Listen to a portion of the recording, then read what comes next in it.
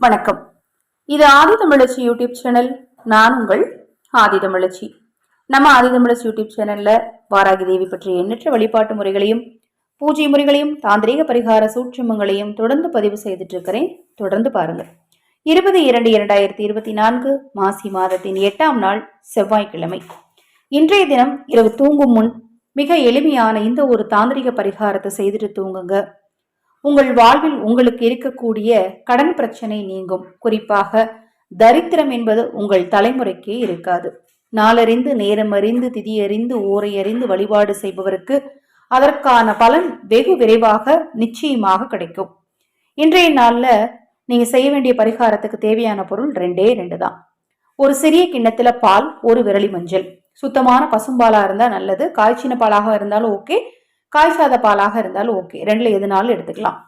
நீங்க தூங்குறதுக்கு முன்னாடி சாப்பிட்டெல்லாம் முடிச்சுட்டு கை காலெல்லாம் நல்லா அலம்பிட்டு முகம் கழுவிட்டு, கையில நான் எப்பவுமே சொல்லியிருக்கேன் இல்லையா, தாந்திரிகம் செய்யும்போது கை மூட்டு வரை கழுவிக்கணும், காலையும் கால் மூட்டு வரைக்கும் கழுவிட்டு நேராக சமையல் அறைக்கு போய் ஒரு சிறிய கிண்ணத்துல பால் எடுத்துக்கோங்க.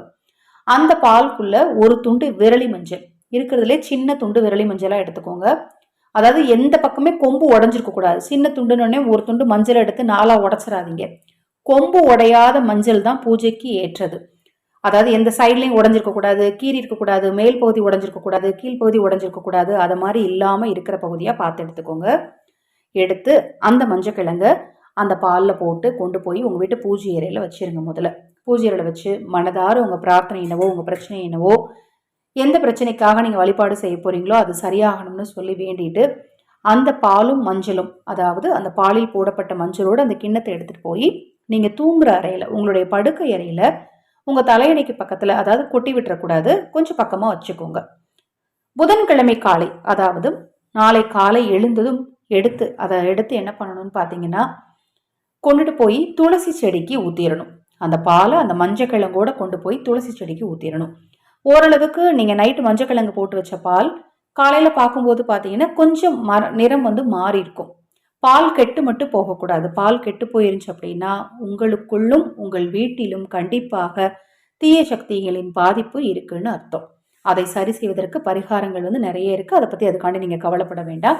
இந்த பரிகாரத்தை இன்று இரவு தவறாமல் நீங்களும் செய்யுங்க, மற்றவர்களையும் செய்ய சொல்லுங்க. சப்போஸ் பால் கெட்டு போயிருச்சுன்னா போட்டோ எடுத்து எனக்கு அனுப்புங்க. உங்களுடைய பெயர், ராசி, நட்சத்திரம்லாம் அனுப்புங்க, நான் பார்த்து சொல்றேன்.